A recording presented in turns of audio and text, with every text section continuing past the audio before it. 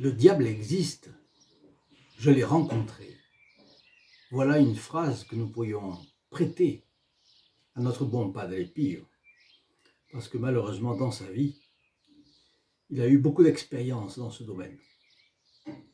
Chers amis fidèles du Padre Pio, bonjour, mon nom est Jean Goyard et vous assistez au programme sur les pas du Padre Pio.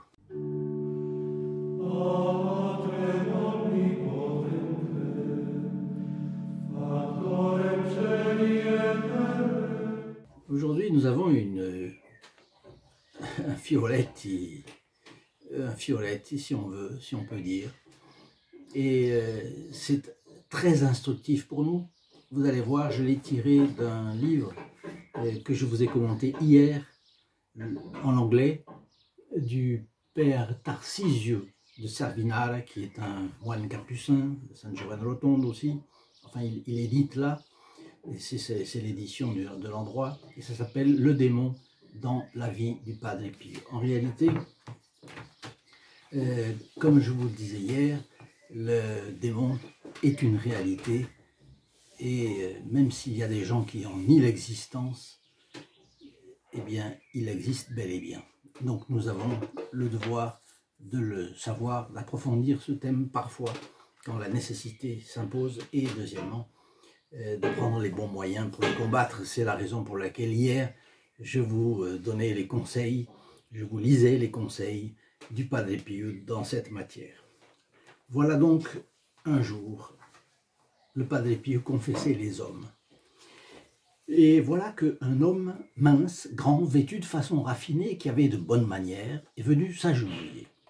Cet étranger a commencé à se confesser, dit le Padre Pio, il écrit à son confesseur, mais ses péchés étaient de tous les types, contre Dieu, contre le prochain, contre la morale, et ils étaient tous aberrants.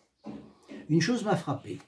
Après les admonestations que je faisais à toutes ces accusations, au moyen de la parole de Dieu, de l'enseignement de l'Église et des leçons des saints concernant la morale, pour étayer ce que je disais, ce pénitent énigmatique contrebalançait mes paroles en justifiant avec grande habileté et rare gentillesse tous les genres de péchés, les vidant de leur malice, et il essayait en même temps de rendre normaux, naturels et humainement indifférents tous ces actes pécamineux. Vous comprenez que lorsque nous essayons donc de justifier nos péchés, éventuellement en nous les représentant sous les circonstances atténuantes qui peuvent les accompagner, en réalité, nous prêtons l'oreille à Satan. Oui, parce que nous avons besoin d'une bonne confession. Et une bonne confession, c'est s'accuser de tous les péchés dont on se souvient, de les accuser avec componction, c'est-à-dire tristesse, ferme désir de ne pas recommencer, et nous devons les confesser vocalement, et c'est ainsi qu'on peut obtenir l'absolution. Si on se justifie, si on se trouve des circonstances atténuantes, vous voyez qu'on ne fait pas une bonne confession. Combien de fois nous justifions-nous de ce qu'on a fait de mal, ou alors nous justifions-nous du bien qu'on aurait omis, parce que cela fait partie de la morale catholique. L'omission peut constituer un péché. L'omission de quelque chose de bien. Je suis appelé, j'ai une inspiration de faire quelque chose de bien, je ne la fais pas. Ça peut être un péché. Ça dépend de la matière, bien entendu. Le Padre Pio reprend. Cet homme, ce n'était pas seulement des péchés horribles contre Dieu, Jésus, Notre-Dame et les saints, auxquels il se référait avec des périphrases irrévérencieuses sans même les nommer, mais c'était aussi des péchés si sales et si grossiers qu'ils atteignaient les niveaux les plus nauséabonds qu'on pourrait imaginer. Les réponses que cet énigmatique pénitent donnait à chacun de mes arguments avec une si grande habileté et une malice si ouatée qu'il me causa une impression effrayante. Et je me demandais, qui est celui-là? De quel monde vient-il? Qui est-il? Vous voyez que cette confession a un caractère impressionnant. On y voit que le diable peut influencer n'importe qui, n'est-ce pas? N'importe qui n'est pas en état de grâce. Et quelqu'un qui est en état de grâce, comme on le disait hier, il en a peur, mais il va essayer de le ralentir dans l'amour de Dieu, par exemple. Il ne va pas lui demander un péché mortel tout de suite, pas du tout. Il va lui demander de ralentir son amour, sa disposition au sacrifice. Combien de fois nous-mêmes, nous sommes tentés d'éviter systématiquement, notre égoïsme nous fait systématiquement éviter les sacrifices. Eh bien, vous voyez, ça commence par là. Et celui qui est prédisposé à tous les sacrifices, celui-là, il est sûr de ne jamais tomber sous l'emprise des démons. Donc, il est tellement intelligent, il est tellement malin, il est tellement astucieux qu'il va essayer, par tous les moyens, de faire tomber. Quand quelqu'un est en état de grâce et qu'il tombe, aussitôt vient l'abattement, la tristesse. Alors, il faut se rappeler que Sainte Thérèse de l'Enfant Jésus disait que si elle avait pu être la plus pécheresse des femmes, tout en ne faisant pas peine à Dieu, disons comme ça, tout en ne faisant pas de péché, si elle avait pu être cela, eh bien, elle aurait su que se jetant au pied de la croix, elle serait nécessairement pardonnée. Donc vous voyez qu'il n'y a jamais à être abattu, jamais à être triste. Si on peut être triste, comme Saint Pierre qui a pleuré son reniement, n'est-ce pas, toute sa vie, mais on peut être triste, mais pas de la mauvaise tristesse qui paralyse. C'est de la tristesse pour ce qu'on a fait. On fonce, on voit en face. Après, on demande pardon, on est pardonné. Donc, vous voyez comment, pour nous, c'est une grâce de pouvoir faire quelque chose aujourd'hui, dans ce monde, faire quelque chose pour le Padre Pio. Comment c'est important de pouvoir compter sur les prières des autres. Nous sommes faibles, archi faibles, c'est sûr, certain, mais nous comptons sur la prière des autres, sur les sacrifices des autres, nous comptons sur la communion des saints. Donc voilà, nous pouvons être des personnes consacrées au Padre Pio, consacrées à son apostolat, et ça c'est une joie pour nous immense.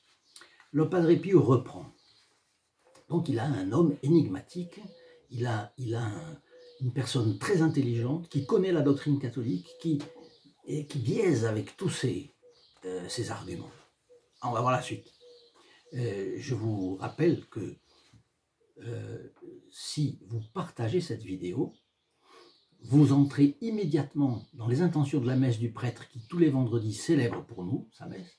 Et deuxièmement, les personnes auxquelles vous partagez la vidéo sont des personnes qui rentrent également dans les intentions de ce prêtre. Ce qui fait que c'est un cadeau immense pour vous et pour les personnes auxquelles vous partagez cette vidéo, n'importe quelle vidéo de notre chaîne, que d'avoir la messe qui est de valeur infinie et qui finalement sera dite pour vous. Alors une chose, si vous partagez chaque semaine, eh bien chaque semaine vous aurez pour vous cette messe. Et ça peut être tous les semaines d'année. Bon, évidemment, le groupe des protégés du Padre Pio, eux d'office, ils ont une messe tous les vendredis à leur intention. Le Padre Pio reprend. J'ai essayé de le regarder soigneusement, cet homme, de le regarder face à face, dans les yeux et son visage, dans l'intention de lire éventuellement entre les traits de son visage. Lire, percevoir, puisque le Padre Pio était un scrutateur professionnel, si on peut dire. Et en même temps, je prêtais beaucoup d'attention à chacune de ses paroles, de manière à ce qu'aucune ne m'échappe et que je puisse les peser dans toute leur signification. Jusqu'au moment où, continue le Padre Pio, par une lumière intérieure, vive et brillante, j'ai perçu clairement qui j'avais devant moi. Ah, il arrive, il perce. Et d'un ton décidé et impérieux, je lui ai dit, « Dites, vive Jésus, vive Marie !»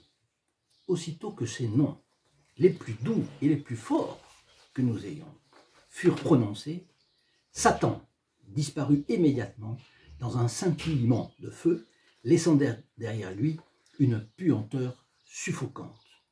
Ce n'était donc pas un homme influencé par le diable, ce n'était même pas un possédé, c'était un démon, ou peut-être le démon, Satan, le chef des démons. Le diable, qui peut prendre des apparences trompeuses, peut apparaître sous la forme d'un ange, d'un homme, d'un animal, d'une élite de notre société, une élite de la société, n'importe laquelle. C'est arrivé. Élite politique, ça peut arriver.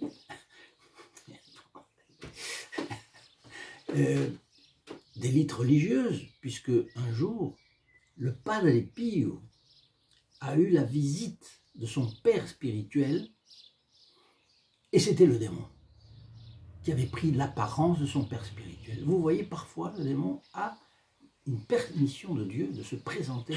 Et alors, ce démon qui était apparu au Padre Pio, essayait de lui donner, de lui faire perdre courage dans le combat spirituel, dans le combat vers grandir dans l'amour de Dieu, etc., etc.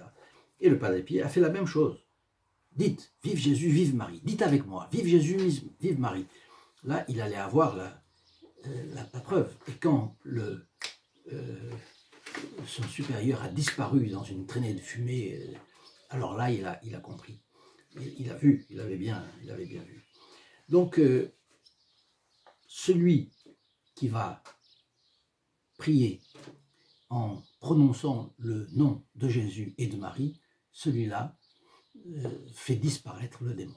Voyez, on dit que le nom de Jésus et de Marie ne peuvent même pas être prononcés sans une grâce spéciale, l'homme étant tellement mauvais. Voyez, mais en le disant, vous ferez fuir les démons. Donc, dans ces conditions, est-ce que nous n'avons pas besoin, est-ce que nous n'avons pas un besoin impérieux, capital, indispensable, de nous consacrer en quelque chose au Padre Pio? Eh bien oui, bien sûr, une prière, par exemple. Des sacrifices au long de la journée. Gros sacrifice que je peux vous demander, c'est de cliquer pour partager ces vidéos, faire connaître. Nous voulons arracher, parce que c'est la vocation du Padre Pio, d'arracher les âmes au diable. Nous voulons arracher le plus possible aux démons les âmes de nos semblables. Aujourd'hui, on peut le faire. Donc ce que je vous demande, c'est de bien vouloir mettre vos commentaires s'il y a quelque chose qui vous fait tiquer. Quelqu'un va me dire, le diable n'existe pas. Alors, il y a de bons arguments, cela. J'attends qu'on me le dise. Eh bien, aujourd'hui nous avons parlé du diable, hier aussi. Nous parlerons des anges, bien entendu, ce sera beaucoup plus agréable. Pas forcément plus utile, parce que si le Padre Pio parlait du diable, c'est qu'il fallait en parler parfois. Bon, donc je vous souhaite évidemment je vous demande de bien vouloir mettre vos commentaires. Est-ce que vous pensez que c'est vrai, c'est faux? Évidemment, si le Padre Pio le dit, bon, mais enfin, disons, si il y a des gens qui disent non, mais l'influence du diable, c'est pas autant dans la société, pas du tout, alors les anges non plus, ou, bref, tous vos commentaires m'intéresseront. Et deuxièmement, si vous avez des objections, dites-les. Ça m'intéresse, ça m'obligera à réfléchir, ça m'obligera peut-être à consulter un prêtre même, ce sera peut-être intéressant. Et j'ai eu récemment une conversation intéressante d'ailleurs avec un prêtre exorciste, donc